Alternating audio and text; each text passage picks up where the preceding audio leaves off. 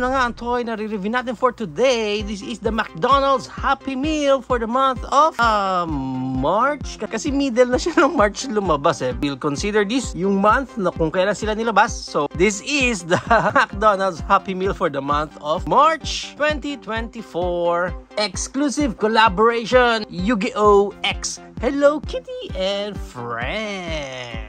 Now, as you can see here, meron nga tayong 1, 2, 3, 4, 5, 6, 7, 8, 9, 10. And maganda din yung box nila dito. Meron tayo ditong character from Yu-Gi-Oh! And character from Hello Kitty and Friends. And yung box nyo na to, ganyan na may itsura niya sa side. And then dito naman sa kabilang side. And meron ulit tayong another QR dito. So we can play digitally. And pagdating sa likod, yung smile lang ni Happy Meal. So much for that. So i-check na natin lahat dyan, isa-isa. So first we have here, Hello Kitty X Dark Magician. Actually, yung pinaka-design lang ng box niya dito lang sa front. Sa side, nandito yung kanilang mga names. And wala nang mga ibang design sa ibang sides ng box. And pag na-unbox natin siya, totally wala nang ibang kasama dun sa box, kundi nandito na agad si Hello Kitty X Dark Magician natin. Check muna natin yung kanyang details. Ang ganda ng pagkakaprint ha. Gusto ko yung pagkakaprint kasi parang may shadow effect pa sa pinaka-wand na hawak niya. So hindi siya parang flat lang talaga na nakaprint, which is good. Sa likod, wala nang gaanong design. Dito, nandito lang kanyang etiquettes. And may tag din siyang kasama. Although itong tag niya dito is cardboard lang. Malaking possibility na mapunit lang din siya kasi doon lang siya nakakapit sa tali. Pero I think pwede nyo silang isabit ng pagganyan. Next, we have here naman si Tuxedo Sam X Obelisk the Tormentor. Obelisk? Akala ko Obelix. Ito ang design ng box niya sa pinakaharap. And again, wala nang design sa ibang sides ng box. And pag na-open natin dito si Tuxedo Sam X Obelisk the Tormentor, yan ang kanyang pinaka-design. Yan, ang cute niya. Again, ano, may pagka 3D yung effect nung pagkaka-print nila dito. Hindi siya yung usual na flat lang na print, which is maganda kasi nagkakaroon na nga ng effect ng shadow doon sa mismong print nila. Ayan yung pinaka-design niya. Ayan.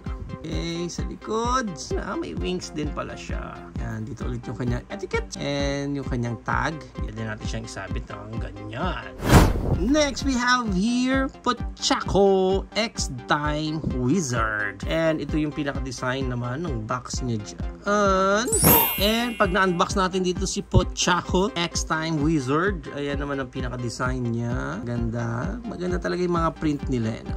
Okay, then squishy din naman sila. Sa likod, yan. And nandito ulit yung kanyang etiquettes. Then nandito rin ulit yung kanyang tag. Yung tag niya kasi kung sino yung pinaka-character dyan, hindi nakalagay dito sa tag niya. Pwede mo na siya isabit ng ganyan. Next, we have here Bad Smaru X Red Eyes Black Dragon. Ito naman ang pinaka-design niya. Ang cute niya. And pag na-unbox natin, bad talaga kasi naputol na kaagad yung tag natin dito. Pero hindi naman siya naputol kasi may hiwa talaga eh. Try na lang natin ikabit dyan. Ito na yung pinaka-design ni Bad Smaru X Red Eyes Black Dragon. Ang ganda ng design pa sa likod. Parang may mga spikes pa siya. I think mas maganda kung itong spikes niya, instead of print na lang, parang nagpasobra sila dito ng mga tela na parang may mga fins din talaga siya dyan sa likod. I think lang, mas maganda lang kung ganun ginawa nila. Yan ang pinaka-design niya.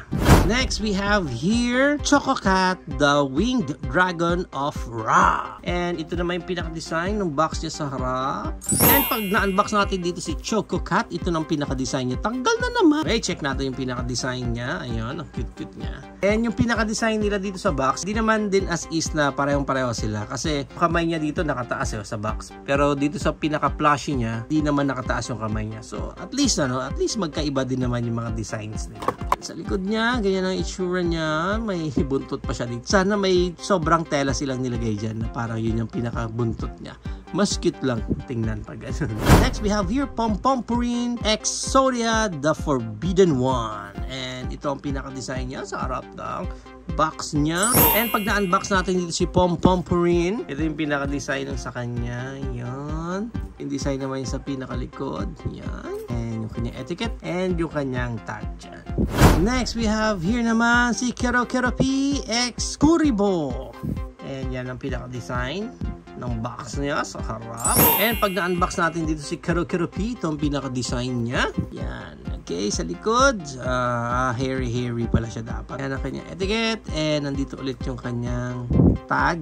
Yan. Next, we have here Kuromi X Slifer the Sky Dragon. Slifer or Slifer? Pero ayan ang kanyang pinaka-design sa harap ng kanyang box. And pag na-unbox natin dito si Kuromi, ayan ang pinaka-design niya. Ang ganda. Maganda yung overall character design niya. And then sa likod, may mga spikes ulit siya na mas maganda nga kung mas nakaangat din niya mga yan. Dito yung kanyang etiquette and yung kanyang tag. Next, we have here Cinnamoroll X Blue Eyes White Dragon. And ito ang pinaka-design naman ng box niya sa harap. Pag na-unbox natin dito kay Cinnamoroll, actually sa kanya, napunit na kaagad.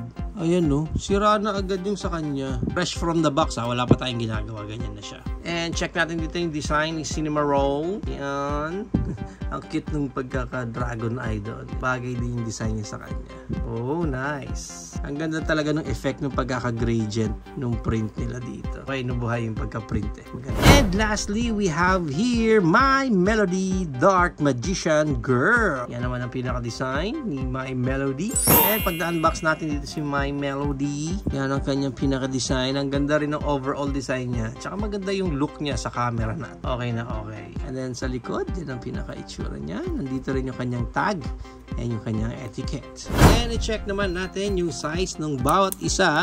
Actually, yung mga sizes nila almost same lang naman. Around mga 4 inches to 4.5 inches yung bawat isa height nila. Although, ang napansin ko sa kanila is depende sa character din na nire-represent nila yung magiging pinaka-size nila. This one and Cinnamoroll here, parang sila yung parang pinakamalaki comparing it to My Melody. Dito na medyo mas maliit naman siya ng konti. Dahil mas malapad yung character na nire-represent nito ni Cinnamoroll, parang mas malaki tuloy siya tingnan. Pero overall, okay naman. Okay naman yung mga scaling nila ng mga plushie natin dito. Hindi naman awkward yung scaling ng bawat isa sa kanila. So there you have it now guys. Ito na ang ating McDonald's Happy Meal for the month of March. Exclusive collaboration, Yu-Gi-Oh! X Hello Kitty and Friends. What do you think of this set of plushies? Are you planning to collect them all din ba? Or meron ka lang dyan favorite na design na parang yun ang gusto mong bilhin? Let me know sa comments down below. Sa akin, ang pinaka-favorite ko